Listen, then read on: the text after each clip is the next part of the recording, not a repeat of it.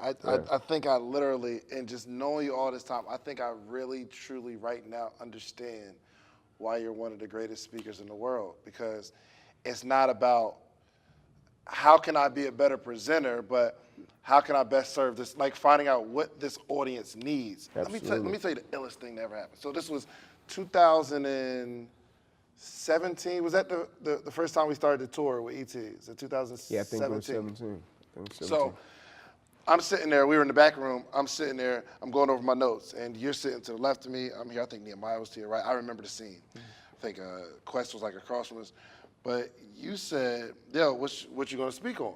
So I'm like going over my notes, sharing my notes, right? Yeah. And I think you had your notebook too. And I said, "What you gonna speak on?" He was like, "I don't know." Yeah. Right? And, I remember it so vividly. And this moment like changed my life as a speaker. And I said, well, it was strange to me because I'm just curious. I'm like, all right, you got notes. You got some sort of direction. Yeah. I think you're like, you're playing with me. You're like, no, I'm not studying right now what I'm going to say, but how I'm going to say it. I'm studying I'm studying the emotion that I want to draw. I'm studying like how to pull from the audience and how the audience can best pull from me. It was the craziest thing. And I didn't understand it for a while after you said it. No doubt. But it was, after that I realized you are a true student of speaking. Not what you're going to say, but how to control an entire environment. And that's a whole nother level. Absolutely. So I got so many questions on how you develop that hunger and how you got away from just wanting to dunk, because that's a maturity. Absolutely. So how did you start to mature? Was it just repetition or a mindset change? Yeah, it was both. But so when I would get opportunities early on, I was getting opportunities from everybody. So I'm at the Boys and Girls Club. I'm going to birthday parties. Was it based on your story, or like you just kept killing it and everybody kept saying? No. It was based upon I wanted to speak as much as possible, right? Because I felt as if the more reps I would get, the more I would develop in terms of a communicator. So it wasn't about money at this point. It wasn't about fee, nothing. I was taking everything, right? And it was solely based upon me trying to develop my skills, my structure as a communicator. So we would talk to cats. I got $700. All right, cool. I got $1,500. Cool. 25. Cool. 1375. 1375. Taking everything. I had numbers like crazy. Cats be like, how you get to that number? $873, right? Everything, right? And I knew sometimes cats would feel like, man, I got a deal. And I was cool with it. Like I wasn't stuck on none of that. I was trying to develop. So a cat would hit me like, can you come speak at the birthday party?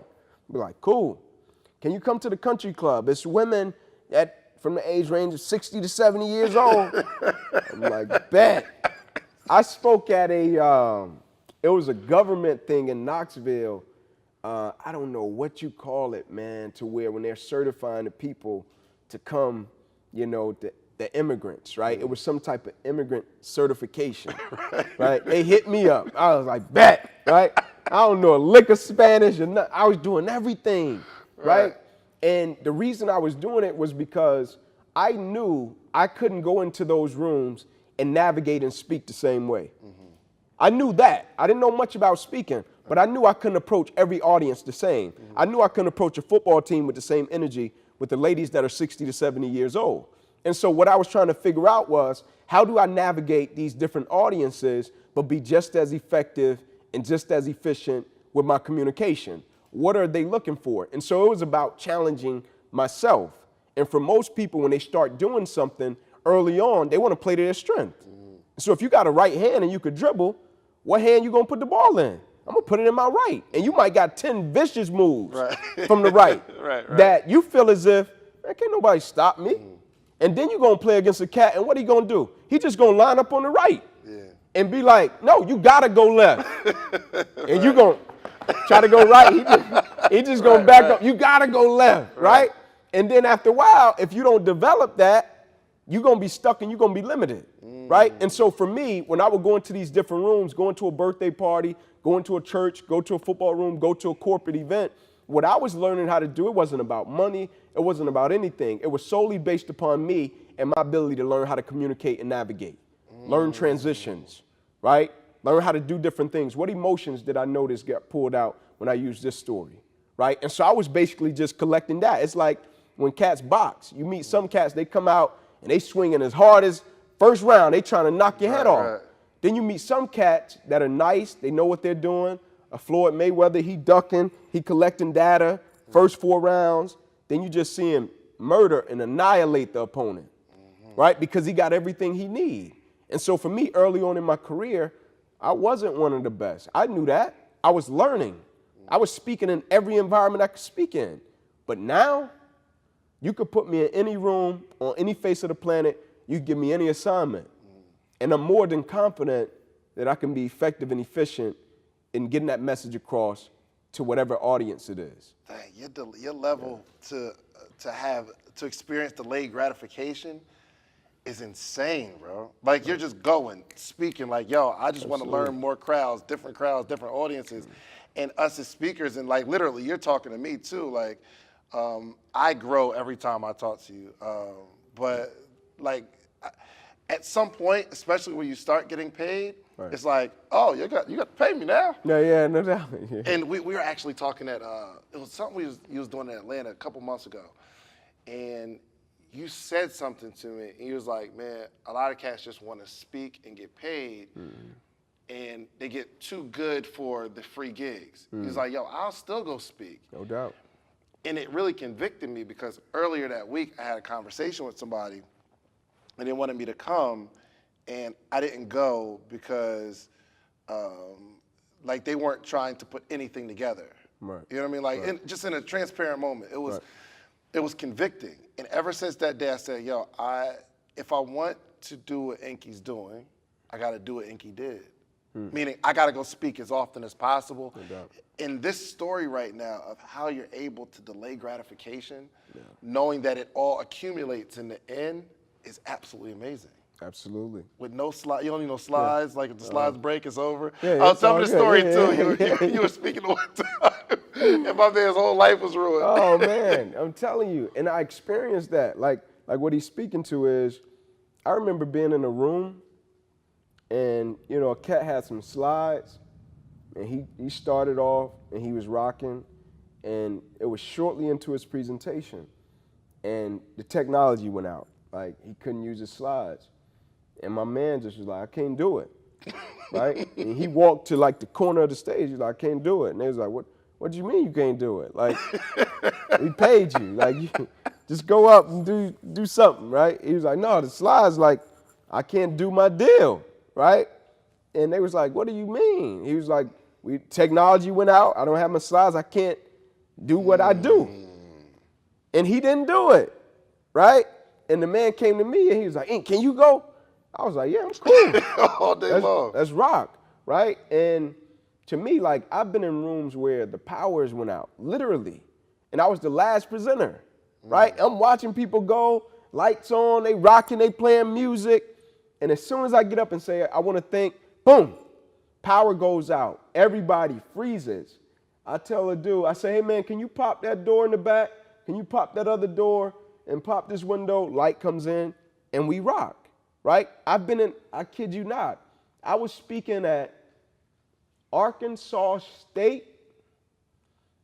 I was watching the program unfold. I kid you not. As soon as I get up to speak, I see a guy get up from his table. I'm peripheral. I see him get up and he's walking. My man just falls, hits the ground, right? When I turn, something is going on with him. I can't see from the stage, but something is going on. People start running. Hey, get the ambulance, this, that, and the third, right? I'm still at the podium, right? Some people are sitting down. Some people are attending to him. I'm like, man, I'm at a university, right? Like, prayer. I start praying, right? Not trying to be on no spiritual stuff. I just felt it, right, on the mic. I just felt it in my heart. Like, man, something serious is going on with my man because they calling for ambulance, this, that, and the third. And I felt it in my heart, and I just wanted to be true to what I felt. I start praying for him. Afterwards, they get him up, get him in the ambulance, get him out of there. I get done praying. I go take my seat. President or whoever it was gets up after me, thanks everybody for coming. Everybody starts to dismiss. He came to me and he said to me, I think you were orchestrated and put in this position just for that. He said, I don't know if anybody else could have handled that situation the way you just handled it, right? And so for me as a communicator, it's about being skilled, right? It's about being effective, but also it's about understanding and being sensitive to the climate in the room, right? And so for some people, we've both seen it. They'll go in and they'll talk to some old ladies, right? Not saying old, but mature in age. They'll talk to them with the same energy and passion that they'll give to a football team, right? And it'll scare the life out of them. You can't do that, right? And so for me, being a student, understanding the climate in the room, but also trusting my intuition. Like, I think that's something that E is phenomenal at, man. Like, you see him and like we all know E is a phenomenal communicator, like second to none, phenomenal. But I think one of his greatest traits is he understands the climate in the room, but not only understands the climate in the room, he has the courage to trust it and go after it, right? Like, he has the courage to step up, and you'll think E is going in one direction, he'll go a totally different direction and murder it, right? And I don't think that's something that a lot of people can do. Not that they can't do it, but the fact that they're not sensitive enough to it and understand it. So if they're not sensitive enough to it, they're not gonna have the courage to follow it. Man, I think that just speaks a lot to the difference between developing as a speaker and developing the speaker, the actual person, like the person you are that can handle the situation. Absolutely. But my man with the slides, he was developing as he worked on his presentation. Absolutely. And if I ain't got that crutch, man. it's over. Absolutely. It's over. Yeah. So how many times a week do you speak? Or how many gigs per year do you do? So, man, I used to do, like, and when I first started out, like I said, I was just speaking a lot. But one year I did like 170 gigs. Like, I'll never forget. Yeah, let me tell you, I'll never forget, because me and my wife, we always do a little overview at the end of the year. And when was this? What year was this? This was a few years ago. Oh, so this ain't running. This ain't the $2,000 gig. No, this was a few years ago. I was running, right? And I'll never forget, me and my wife sat down, and she was like, you were going a lot this year, right? And that's all she said. Like, and me and my wife, we know each other, inside and out. But what I was doing was, I was trying to get to the point that I'm at now. And I knew, okay, if you want to be intentional about getting to that point, you have to run and you have to go. You have to go as much as possible, because you want not only people to know you, right? I'm still not well known, but you want to develop, right? So you can be able to be in a position, you can command a lot more, but also you can be just as effective and efficient and make them feel as if they're getting more value for what they're paying you. And so now, I base my schedule around my wife and my children, right? Because I'm in a different situation, both in terms of the type of business that I do, but also from a financial standpoint, because I've been speaking for a while now, and so I'm in a different position. But years ago, I wasn't, but I was intentional about getting to this position and knew I wanted to get in this position. And so a lot of my trips now, like we were talking about, they're day trips. And so I'll get up, I'll go speak, and then I'll come right back home. Like, I very seldomly stay the night. I do it here and there for different requests, different environments, but I very seldomly do that. Back in the day, I used to do it a lot, right? Because I was running to get to this point. I didn't start here, and I'm still building, because years from now, I don't expect to be running the way that I'm running now. And so I'm being intentional about the landing place that I want to be at, right? Gotcha. So, I got a couple more questions. Well, I have a million more questions, but kind of dig into like some of how you develop these business relationships, because I think a lot of people don't know like the behind the scenes businessman you are, like on a whole nother level. So how did it come together with like your partners and kind of like some of the wild stuff you got going on? Yeah, accountability, right? Accountability groups. And so when I was in college, me and my roommates at the time, it was me, Gerard Mayo, Robert Ayers, Ramon Foster, Sinclair Cannon. We were always big on accountability, right? Just holding each other accountable, talking to each other, checking up on each other. And when, they went to the NFL and one of them didn't, Sinclair didn't, we still all kept in touch and would check on each other when they got kids, got married, check on each other, and we would meet, right? And so at these meetings, twice a year, we would just talk about life, and they brought up the element in terms of, they say, hey, Ink, man, we want to do something from a legacy standpoint to take care of our wives, take care of our children. It's like, all right, bet, what y'all have in mind? And so they brought to the table some investments, right? And at the time, it was just investments. And, they had the same financial advisor at the time, a guy that I was cool with, just from a business standpoint, helped me develop some LLCs, different things like that, mentored me. And went to him, talked to him about it. It was like, cool. And so we got involved from a business aspect in, these hotels and assisted living facilities. When was this? When was this? This happened when I was 25. Yeah. So it's like right after the accident. Yeah, 25. Yep. So you're broke at this point. Absolutely. So how did Barely. you? So you just had a loyal group that said, "Yo, Ink, we got you." Yeah. And so it wasn't at the time, like, so my injury happened at 20. This happened around 25. Oh, so you was 5 years in. Yeah. And so I was still broke, though. I didn't have nothing. and it was just accountability. And when we brought this to the table, it was basically, they were in the NFL heavy, and they wanted to do it, right? They were like, okay, if we do this, Ink, we want to make you managing partner. And so you got the opportunity to go to the meetings, you got the opportunity to learn the business, you got the opportunity, you cut the checks, you over all the accounts, and we're gonna give you a different percentage for every deal that we do, right? And the return on investment, right? We got you. You go to the meetings, you're our man, you're the managing partner. Right, so they're busy. I'm you got managing time. partner. Yeah, They got money, no time. Yep. You got I'm no money, managing you got partner. time. Yeah, I'm managing partner. I go and basically I go to the meetings, I learn the business. So when we go on our 2 retreats a year and we meet and we present, because that was one of the elements of our business. We wanted to learn everything about what we were doing. We didn't want to put any money into anything and not learn it. We never wanted to give a cat some money, be like, all right, go do the deal, and we out, and we'll just get the return on investment. We'll just get our money back, and cool. No, we're going to 2 meetings a year.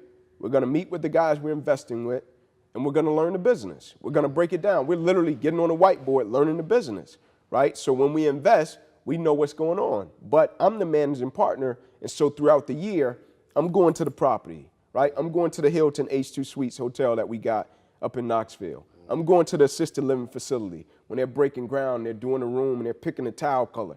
I'm going to all that.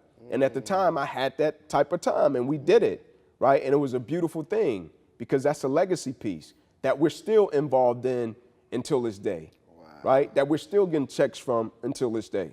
Yeah, it's like every seed you planted before just shows up, because obviously they made it to the NFL. Absolutely. And you didn't, but the person you were, the character that you had, they said, yo, we can't trust nobody with the money. We can trust Ink. No doubt. Just Absolutely. based on the seeds you planted and the person you were.